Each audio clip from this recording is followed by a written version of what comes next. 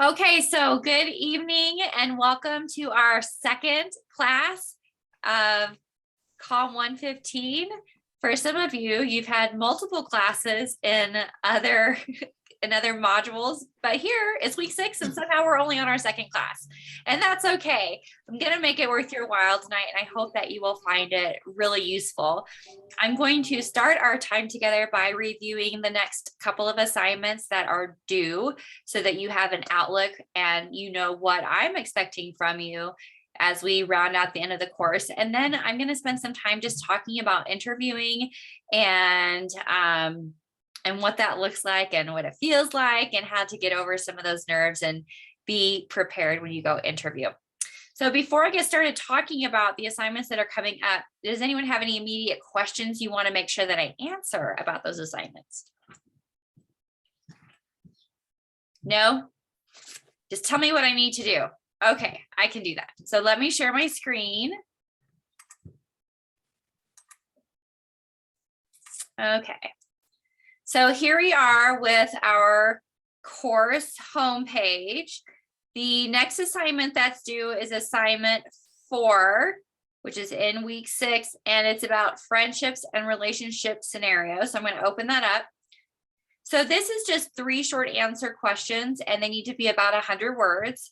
Please use this study guide because it's really going to help you, because this would be a really easy one just to make stuff up and pretend like you know what you're talking about. And if you don't use these concepts, I won't know that you actually know what you're talking about.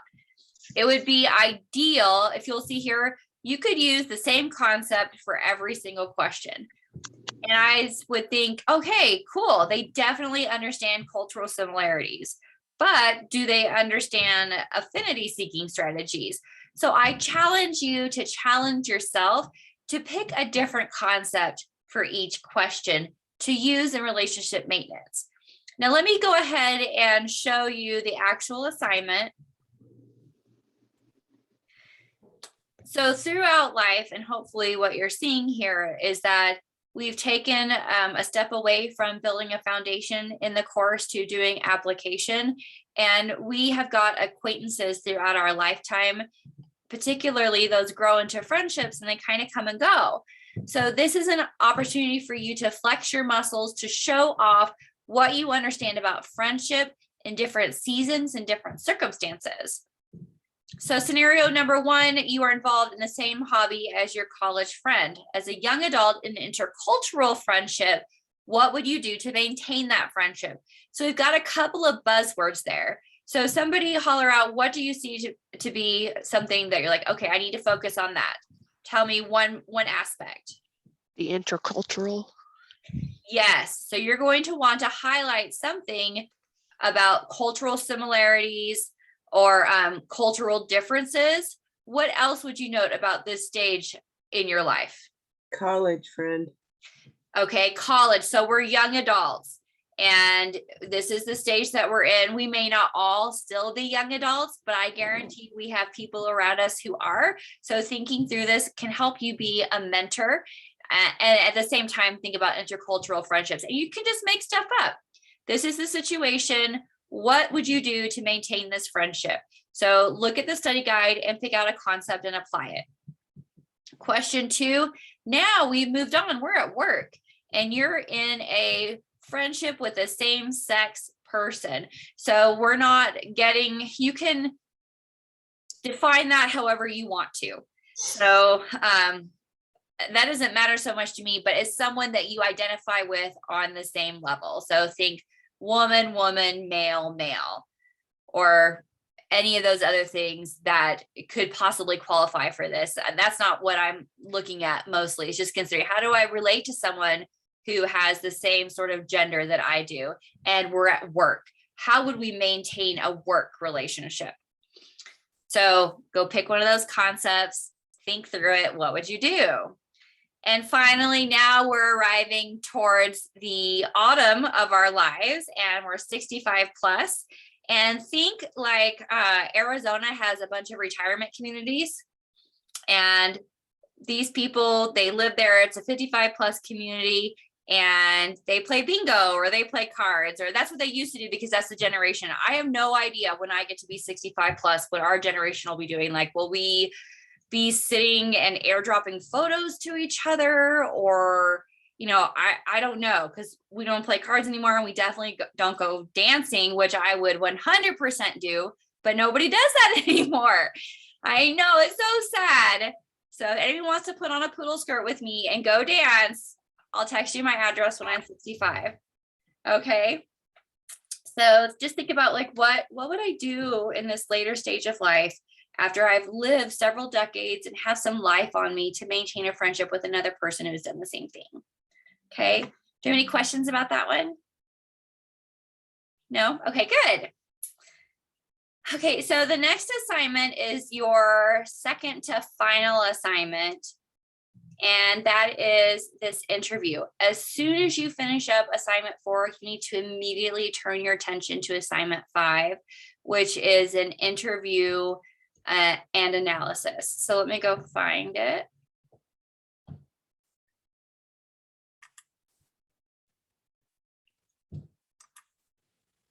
So this one mirrors the very first assignment, where you need to download this and then upload it again with your answers in it. You can write your answers if you want to handwrite. If you want to type them, that's fine too. This assignment should not have any videos. There's a word here that says record the interviews. Please don't record the interviews. Write them down. So record is a synonym for write or type in this instance. And basically, you're going to conduct 2 separate interviews, and they're going to have about the same questions. The family interview, all the questions are there for you. And then the work interview, all those questions are there for you. So the idea is we're trying to learn the differences between family communication and workplace communication, see where those intersect and see where they're very, very different. So finding someone who is a family member or someone who is a coworker is less important. What's more important is finding someone who can talk about being in a family, or someone who can talk about being at work.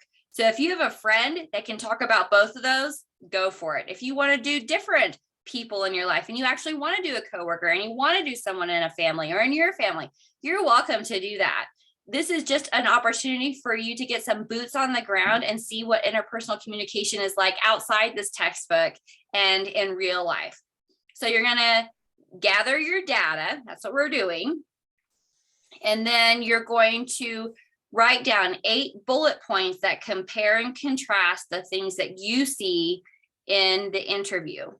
So a lot of students just use the questions to help with their compare and contrast.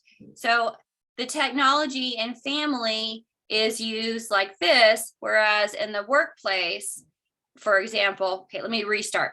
In the family, we all sit down after dinner.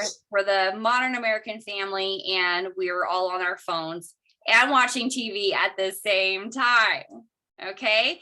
But in the workplace, it's kind of a no-no to be scrolling through Facebook or Snapchat or whatever while you're in a work meeting. So the technology is used for a much different purpose, on purpose. Does that make sense? Okay, good. So, and I am going to count. You have to have 8, okay? 8 bullet points. If you cannot find them, please contact me and I will help you pull those together.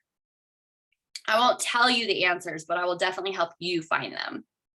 Now, the analysis, this is like the really big part of it, and this is where the bulk of the points come in, is talking about the differences between the communication patterns and the leadership patterns, and then giving advice to the family member or to the workplace member for how to do communication better. And you know that now because you've been through this class. And as we get closer to this being due, I'm going to post a mini lesson that tells you what the communication patterns are. They're in your textbook, but I flesh those out a little bit more in a very short mini lesson. So be looking for that in the announcements. And then in the next 2 questions where you have to give advice, aim to use about 3 concepts from the class as a whole. So please say the family members don't do a very good job listening to each other. I would recommend engaging in relational listening, seeing the whole person. So you're going to follow the same format that you've been using for the entire course. What is relational communication? Tell me, or relational listening? Tell me, and then give me an example of that. I would also recommend that they use perception checking so that we can make sure that we're understanding each other. What is perception checking? So you should aim for a solid paragraph, for a total of 3 paragraphs in each of these. Now, what happens if you think they're doing great and they don't need any advice? Give them encouragement. I need to see that you are able to apply concepts. If they're doing awesome at conflict management, especially collaboration, talk to me about that. Tell me what they're doing well. I have to see that you understand what that conflict management style means. So it's sort of like one of these awesome times where you just say, look at all that I've learned in this course. Do you have any questions? No? Okay. And then finally, your very, very last. I did have one. Sorry. For the bullet points, you want just like one full length sentence or okay. So it doesn't have to be like 2, like 3, 4 sentences on the bullet points. No, it really doesn't, but make sure you have a conjunction in there that says like, this was like this, and this was like this. Don't just say their technology was different. Because that doesn't, I mean, I don't know what that means. Okay. That's a great question. Any other questions? No. Okay. If you think of any, let me know. Okay, then finally, just like in all the classes, you have a reflection assessment. Because this is a communication class and you are not taking a public speaking class, I like to use this reflection assignment as an opportunity for you to get in front of the camera a little bit and just talk to me. So no sweat. It is not, I'm not judging you on your talent or anything like that. Just our world functions on video camera. Look at us. We're here, we're on video camera right now, but I'm doing all the talking. So let's have an opportunity for you to talk to me. I want you to envision yourself 10 years from now and just reflect on what you hope to have accomplished, the skills that you will have used from this course, and the advice that you will give yourself as it relates to interpersonal communication. Keep it short and sweet, 3 minutes or less, boom, you're done. If you have any trouble with doing your recording or it really, really stresses you out, just let me know and I can work with you and we can find a solution. Cool? Cool, Drew. Cool. Oh my goodness, look at all these students here. See, I was screen sharing. I didn't see you all. Hi. Good to see you. Hello. Yeah. Awesome. So let's do this. We're going to look at a video about someone who is doing an interview and let that be a springboard for us.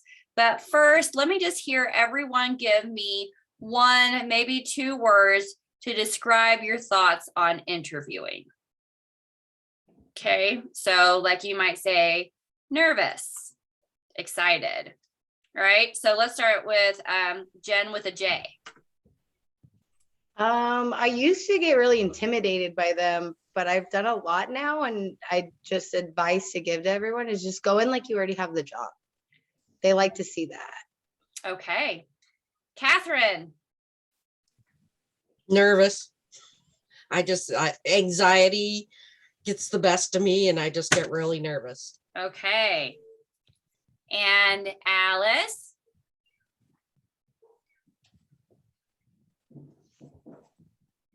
I would want to be confident, but I'd be nervous as well. Okay, another one for nervous. Good. Okay, Heather. Anxious. Anxious. Jennifer with a G. I guess I always go in thinking that mentally I prepare myself saying that I don't need the job. So if I don't need the job, then I'm more calm and cool to be able to say I can get this job. I like it. Reverse psychology. Awesome. Alejandra. So like the old me, like pre-pandemic would have said confident. Like I always felt like Jen said about, going in like you already have the job. but I lost my job during the pandemic and having to do phone interviews, it's a lot harder to sell yourself. So now my word would be anxious and nervous. Yes, I can understand that. Yeah. Kelly,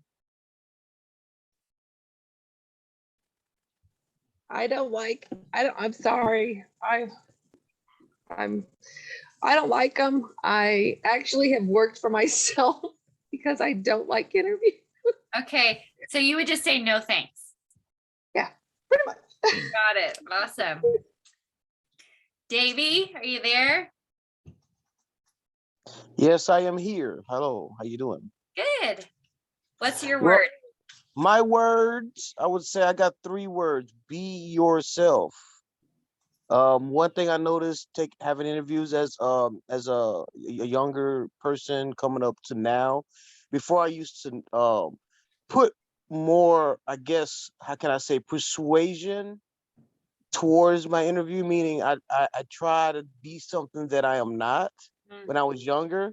And I've noticed as I got older and more interviews I've had, being yourself really wins the crowd because people can actually embrace or see your personality and see you embrace your personality. And that really gives you a very great look when the employer is looking at you and they see that you have a vibrant personality instead of being like a robot and trying to, I guess, appease the person that is interviewing you, if Right, that makes any sense. right. Yeah, that makes sense. I Yep. like it. Good. Okay, Kelsey. Sorry. Super nervous. Okay. I've been working at the same place for 10 years, and I feel like if I have to go and interview, I might actually pass out. Okay. Got it. Yeah, because that's a huge risk to go someplace else. Definitely. Yeah. Michael. Probably mixed emotions, like confident, excited, and nervous. Yeah. Good. Churchill. Hey, can you hear me? Yes, sir. First of all, shout out WebDev. I would say exposed. Yup. Yeah. So the first thing is probably like not remembering the examples you wanted to bring to the table and all the stuff you had, all the, ammunition, whatever you call it. And there you don't have the examples. That's probably the worst feeling ever. But I also agree with what Jennifer said about the reverse psychology. Like if you walk in and not only looking like you got the job and you can sell yourself, then yeah, you definitely got it. And then also like Alejandra said about the phone, that's definitely hard.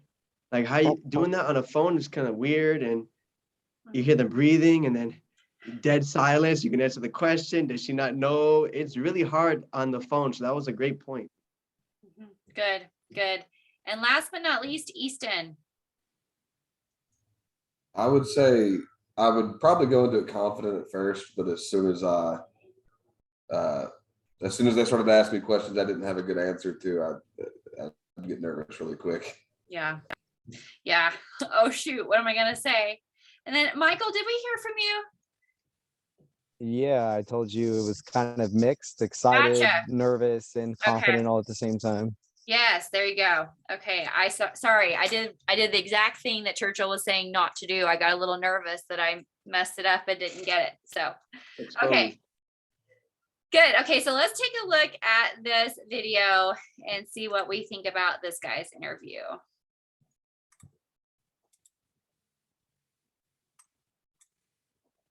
Grammarly can help. This sentence is grammatically correct.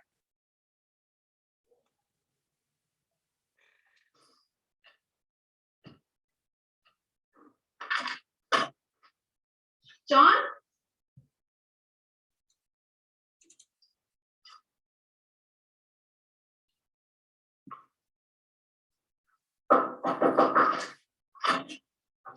Sorry, I'm late. Are you Susan? I'm here for the job interview. Hi, I'm Susan Thompson, Resource Manager. You're 10 minutes late. The traffic was terrible. Have a seat. Are you John Hill? Yeah. Okay, tell me about yourself. My main hobbies are watching classical movies, riding my motorcycle, and I have 2 granddaughters. They're so cute. Let me show you. Oh, that's okay. I'll take your word for it. Do you have a resume? I turned it in with my application.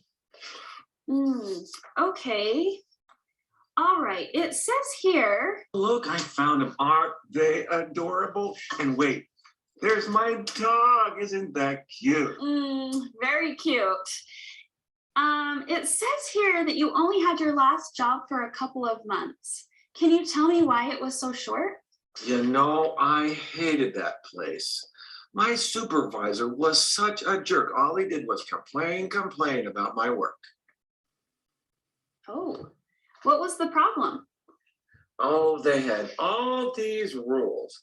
I followed the most important ones the best I could, but he would get mad if I didn't follow all the rules all the time. I see. Well, can you tell me why you want to work here? Oh yeah, somebody told me you guys have a really good dental policy. I've got trouble with this tooth right here. It needs a lot of work. Okay, I think I've heard enough. Do you have any questions for me? You know, what does this place He's not do? getting hired. Well, we have a Don't restaurant, spoil it. frozen desserts that are shipped all across the country. Oh, cool. Well, it's been nice meeting you. Well, now when will I know if I get the job? We'll make phone calls tomorrow. Okay, see you later. And not calling them. So what do you think? Did that guy get hired? Oh no, of course No. not. Negative. That was a joke. Yeah, he Yeah. was horrible. It was a little over the top. So let's hope that nobody actually ever does that.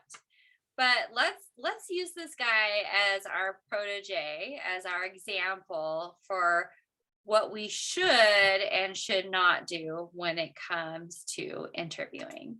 So I said that this is my top 5 tips, but really it's like my top 5 times 5. So buckle in because I got a lot to say.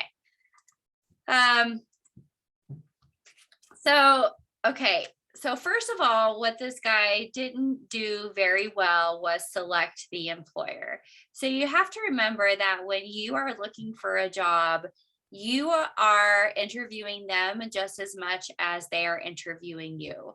And time is precious. So before you even do the application, there's 3 kinds of research that you need to do. And this is going to be evolving for you because you're in school right now. And so you have life experience plus education that's going to compound as you go out into the workplace when you get done with your time at Bryan. So research yourself, know what you do really, really well, know the areas that you struggle with and that you want to improve upon. So never think, oh, I'm bad at that, I can't do that. That's not true. Remember, we've been talking about this growth mindset. You've probably heard it through several of your classes at Bryan. You can do it. It might take hard work, but you can get better at things. So understand yourself. Also, part of understanding yourself is understanding what you're willing to work for and where you're willing to work.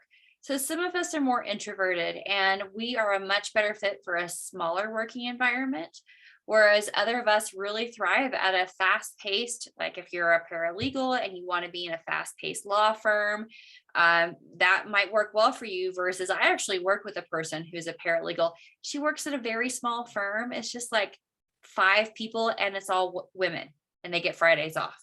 And that's wonderful for her. Whereas for some other people, that may not be a good fit for them. So know yourself, know the position that you are applying for. If you don't recognize the job title, of course, you should probably look that up and see what other companies that are offering the same position, look and see what those job ads say too, because sometimes an employer puts everything down and really they just want a couple of those things, or they put a couple things down, but really what they mean is they want you to be able to do over here. So be very well versed in what it is you're actually applying for and be prepared for that. And then researching the employer goes back to what I was saying.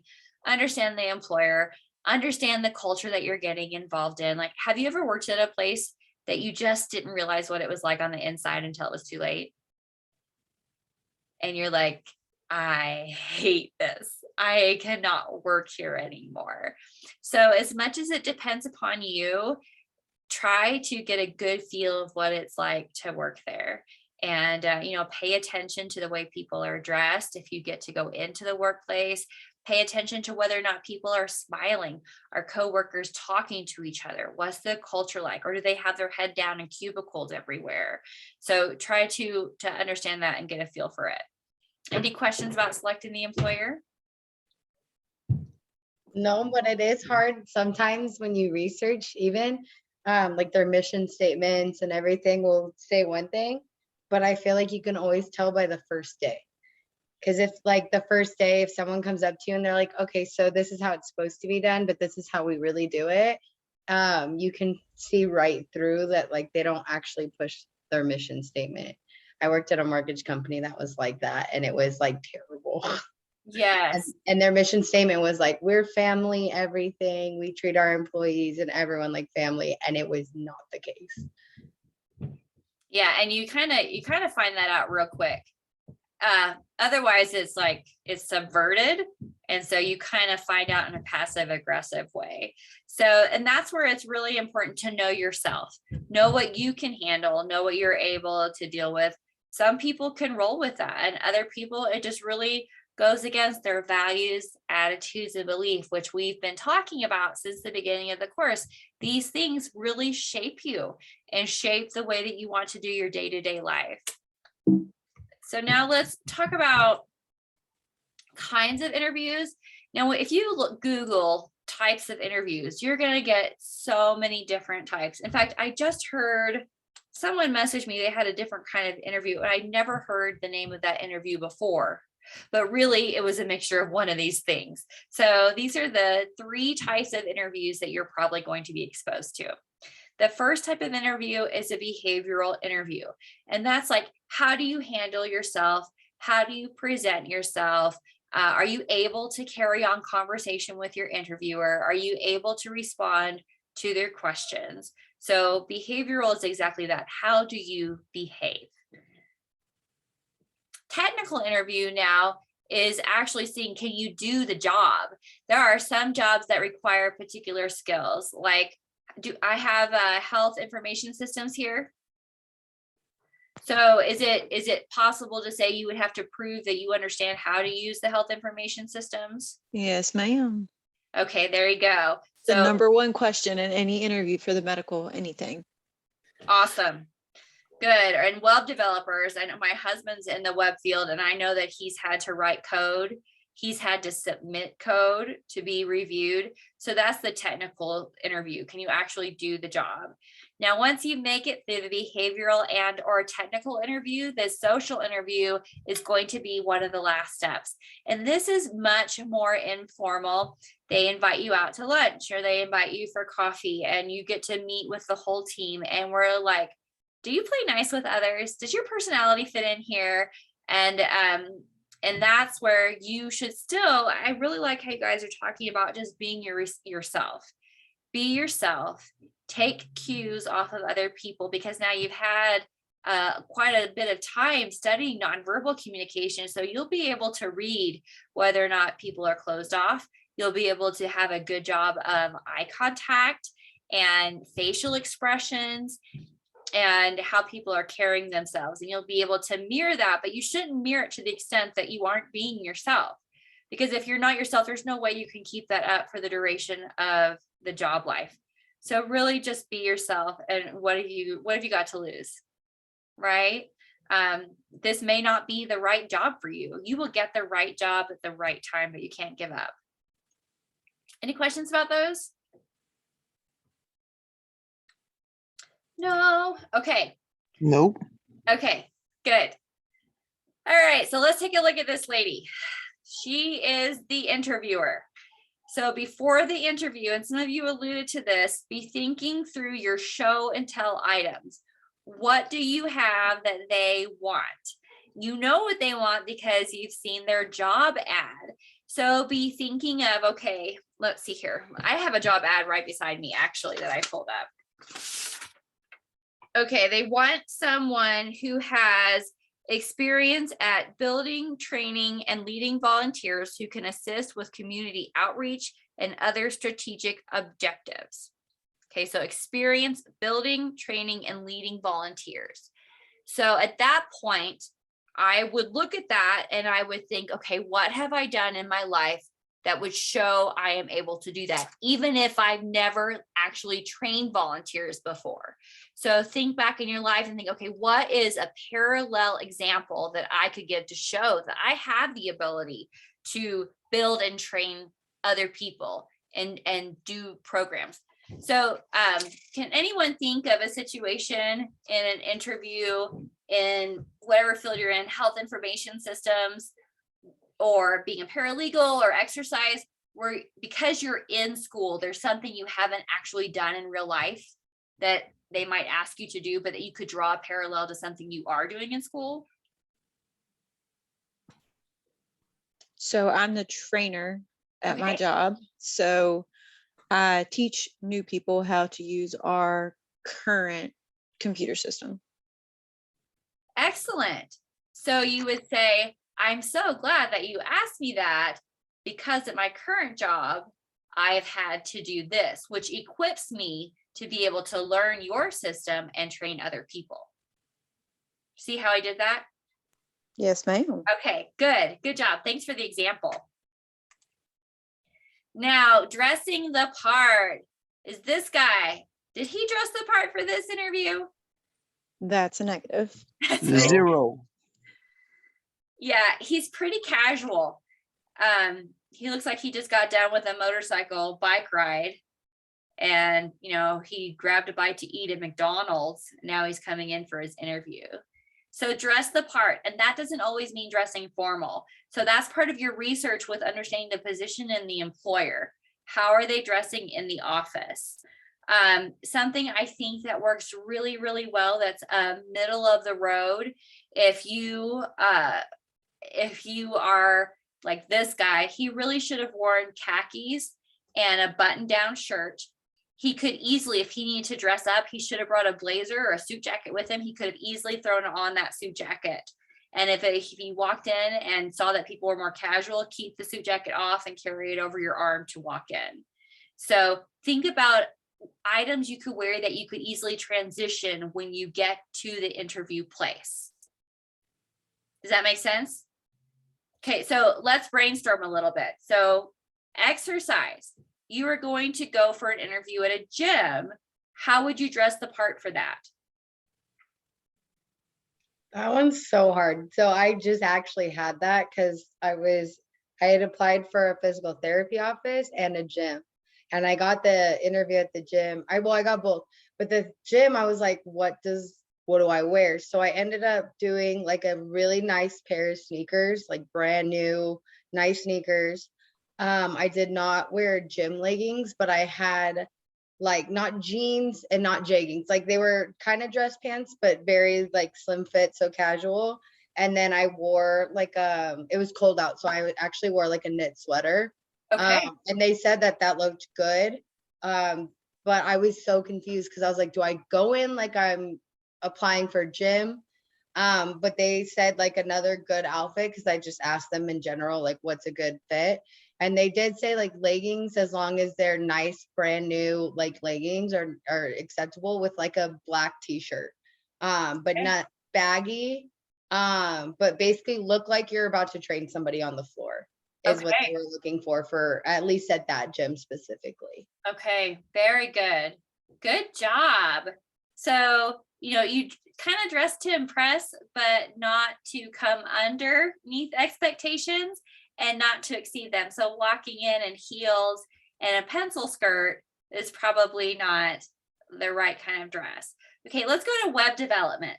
Now we all know these tech people. Okay, my husband is one of them, and he went to one place. They said, if you ever wear a suit to the office, you're fired.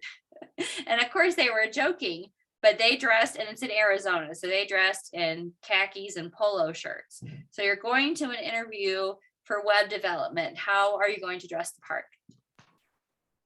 I would definitely say khakis and a polo shirt. Even a button-up shirt would be fine. I think that's a good fit. Yeah. Yeah. And it's still the same kind of thing if you're going to an upscale place, which I don't really know that the tech field is like that. I'm not in it, but I was just thinking like business casual, yeah. like Yeah, like maybe a comfortable, pair but of still well slacks. dressed. Yeah. I mean, who doesn't love a nice pair of brown shoes, you know? Yeah, definitely. Yeah. Yeah. And I would say if you have facial hair, that you make sure it's cleaned up. And, or, you know, if you have a beard, make sure it's perfectly coiffed, or, you know, get a haircut. They say before you get married, you should get a haircut like a week ahead of time, so it has a chance to get over that freshly cut look. So, you know, make sure that you are presentable and put together. Now there's this 30-10-minute rule. If you're going to a physical interview, I recommend that you be in the vicinity within 30 minutes of your interview. This will help you cut down on any chance of being stuck in traffic, of getting lost, so you can find your way there. And it also gives you a minute to sit in your car and just breathe and collect yourself before you rush in. You don't want to be rushed in and be all harried and like, you know, flabbergasted. You want to be cool, calm, and collected. Then you should be in the foyer within 10 minutes of your actual interview time. You remember we looked at Abril and Associates and the administrative assistant. The receptionist knows everything. I'm telling you, the secretary, the receptionist, they know it all. They know everybody. They know all the inner office workings.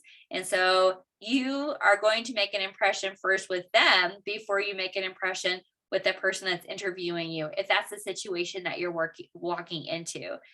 So get in there, make a lay of the land, smile at the secretary or receptionist, let her know that you're there and that you're here to meet with so-and-so, and then just chill and relax so that when they come out to get you, you're ready to go. So let's talk about though these virtual interviews that we're doing in this day and age. The telephone interview is tricky. So first, regarding telephone, let's just talk about the physicality of the telephone. Make sure you have a good connection. If you live in a place where your telephone line cannot be trusted, you need to go someplace where it can be, where you've got good reception. Make sure that it's quiet everywhere that you are. If you have to be at home, you have children or dogs or whatever, and make sure they're somewhere else out of the way so that they can't be heard. For example, I'm teaching you right now and I have a dog that barks at everything. And so all of our curtains are closed and it looks like we've gone to bed so that she cannot see anyone outside and cannot bark. Fingers crossed, watch, she'll start barking while we're talking. So then on the telephone, I think you should use speakerphone so that your hands are free to do normal and natural movements like you would do if you were talking in person. It will give you better pacing with your voice because you're able to use your normal body language. Also, take care to slow down. You don't have to rattle everything off. If you're a note taker, this is actually one of the great things about the telephone is that you can take notes and you can guide your thoughts while you're on the telephone.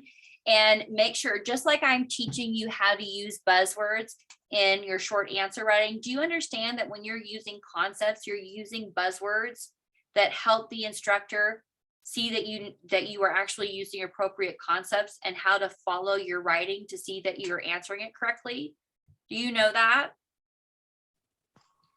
Never paid Yes. attention to it until you pointed it out. Yes, I am. So thank you for answering me. So when you look at your job ad, pick out those buzzwords that they're looking for, that they want to hear. If they say the objective of this position is to grow the infrastructure of the health information systems using XYZ, then make sure you say somewhere in your interview, I'm going to grow the infrastructure of the health information systems by doing this. And those buzzwords, those are going to reverberate with them. And it's going to make you sound like you know what you're talking about. And I know that you will. The same is true for the video and digital interview. I really encourage you to use a filter or to use some, be in a space where it's plain behind you. So like right now, I have a filter on, so you know that there's stuff behind me, but it's not distracting you from me. The only thing about the filter is like, see when I take my hand out, it's like ghost or something. Ooh, like it's not really there. So you'll want to pay attention to that. And the best way to do that is when you're doing a video interview. Right now, you guys are on the right side of my screen. So if I look this way, I can see you, but you can tell that my head is faced a different way, right? So what you need to do in a video digital interview is you need to pull your screen like this. So those people that you're talking to are right in front of you.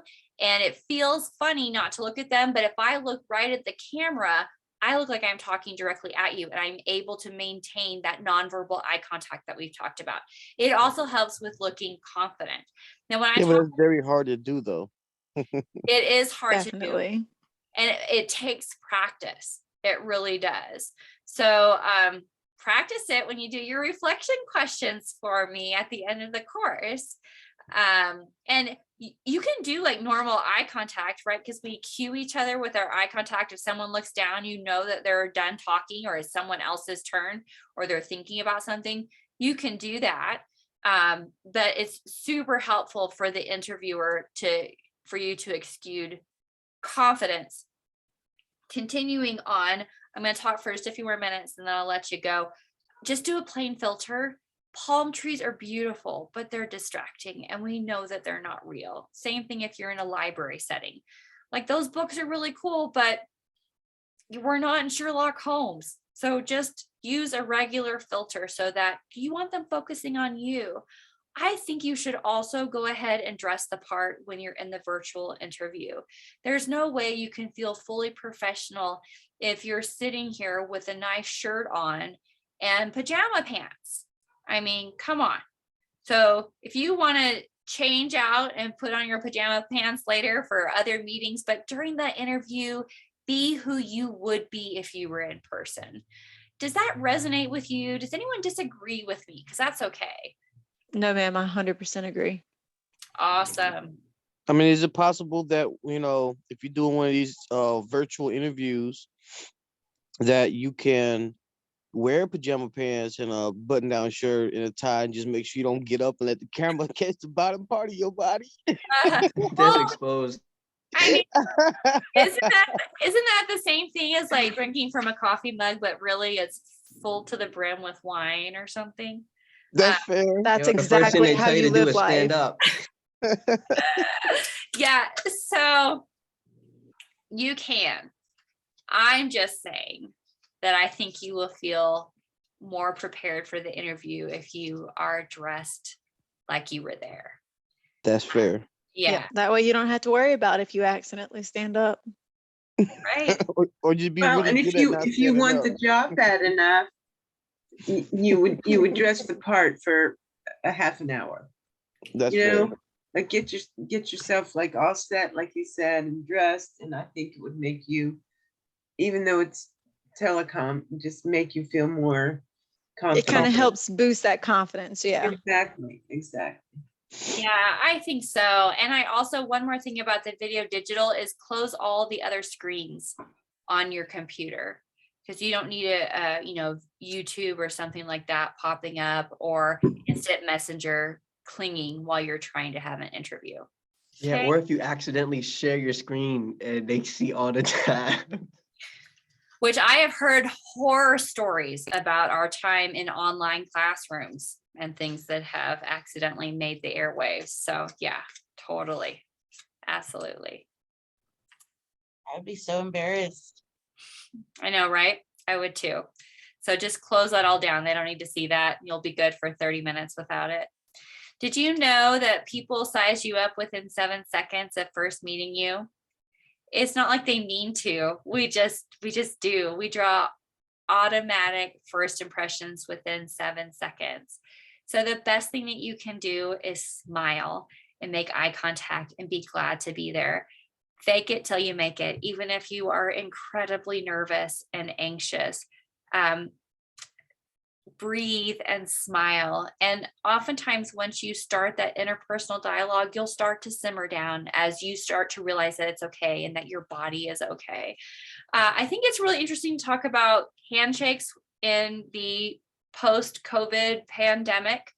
I am of the opinion that if the interviewer extends their hand to you, if you're comfortable with shaking their hand, you can. I think that you should.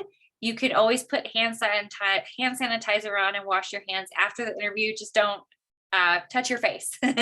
Now, if they extend their hand to you and you are not comfortable with it, it's okay. It's okay to say, you know, in this COVID era, I would normally shake your hand, but how about a fist pump, or how about, you know, just, hi, so good to meet you. And I genuinely think that people have come to a place where they're okay with it. Because it used to be if you didn't have a nice firm handshake, you weren't worth your salt. But I don't think that's where we are anymore. Did anyone else have any thoughts on that? Yeah, I would say as long as you explain yourself and do it in a very friendly way.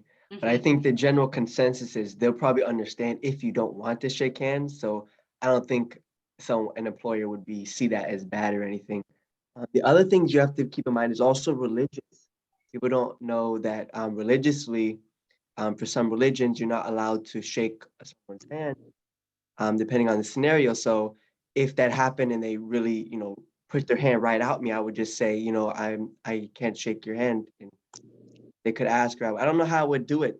Usually, it's really how you open up yourself to someone. Like if you really go into it, you're showing that you want to do it. But there's a way that you can introduce yourself to someone, and that won't ever happen. I think it's just how you position your body, really.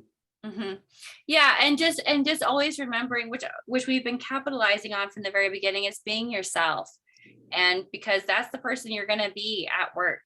So we're putting our best self forward. We're being professional, but we're also being ourselves. And so it's good to do it in a tactful and friendly way. And I think we have arrived at a place in life where I think that can be received very well. Especially if you do it with a smile. So maintain your poise. If you're sitting, I recommend that you don't cross your legs, like knee over leg, because it just opens you up to a ton of fidgeting with your ankles. If you want to cross your legs at all, cross at your ankles. Try not to slouch in the chair like our guy did. He was way too relaxed. When they ask you to tell something about yourself, do not launch into hobbies. You could mention that, but they're asking you to give you some background on who you are and why you're applying for this job. So I would say, my name is Kim. When people ask me who I am, I usually say I'm a homeschooling, work from home mom. And that brings me here today because I'm super interested in this job and what you have to offer. I also really like to run, and I like to read when there's time. What else would you like to know? So that's the first impression. During it, keep smiling, be positive. And this is really, really important. Even if you get there and you realize that this is not the right job for you, don't burn any bridges. Stay through the interview. Ask questions, even if you don't have any questions at all. Find questions to ask so you can continue to be engaged, because you are building a relationship with this interviewer and you have no idea who else this person knows. Life is all about networking. So this job may not work out for you, but they may know someone in your future job. And if you burn this bridge, then you got nothing. That's so true. You got You might nothing. just burn all the bridges when you burn that one bridge. Dang. That's right. Yeah. So you may not like the job. It may not be a good fit for you, but there's no reason for them to know that right now in this interview. Just stay interested and ask questions. I always have like a general rule of thumb on asking because for a long time I would always say like, no, I don't have anything for you, because they didn't know what to ask. My general rule is like, if you don't know what to ask, always ask about benefits. Okay. Because they're expecting that. Like, Great. what kind of benefits and what is the rate, even if they posted the rate, and then ask like if there's room for growth. Like those are like just general Yes. rule of thumb questions, because for a long time I'd be like, oh no, and then I'd leave and be like, and then all the questions would flood in.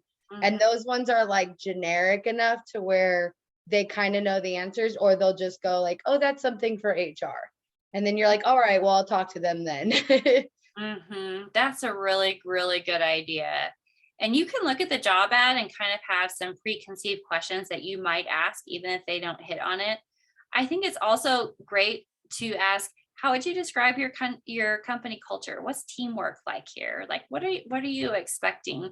Because so much now we're not working in silos, that teamwork is really kind of the trend, and we're always working in small groups.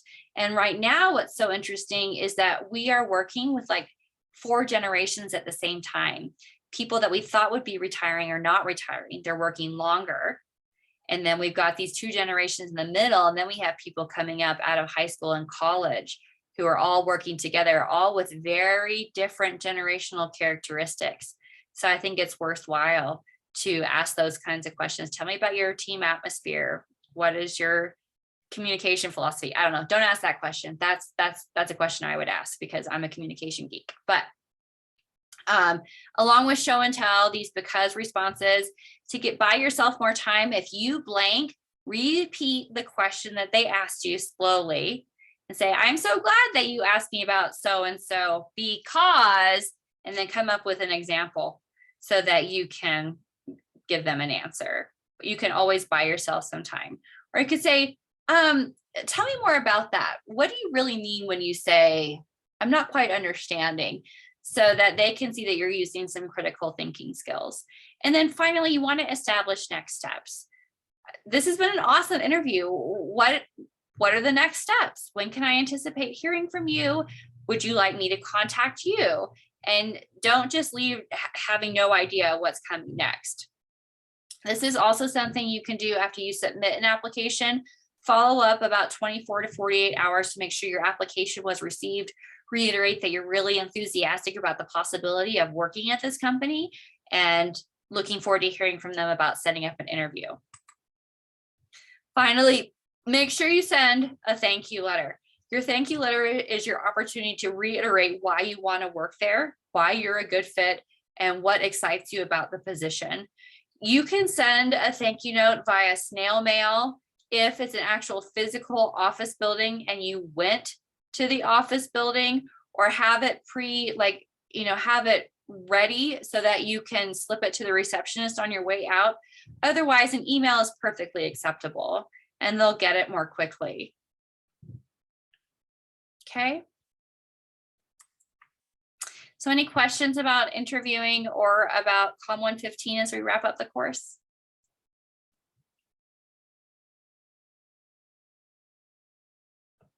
No? No, ma'am. Awesome. Okay. Well, thank you for spending time with me this evening. It is just a pleasure to see you all here and to know that we are making it through this point in the course. People kind of start to fatigue at this point. So do your very best. Just take one assignment at a time, learn it at a time, and finish strong. And just know that I'm here to help you.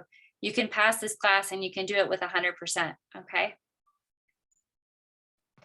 Okay. Awesome. Thank you. Thank you Yeah. very much. Thank you. Sweet. Whoosh. All right. Well, I'll hang out for a few more minutes if anyone has any questions. Otherwise, have a great evening. Thank All you right, so much, everybody. guys. Assume Have a y'all good do the night. same. Thank you. Nice to meet you for the final. Sounds good, Kelly. Good night, everybody. Good night, everyone.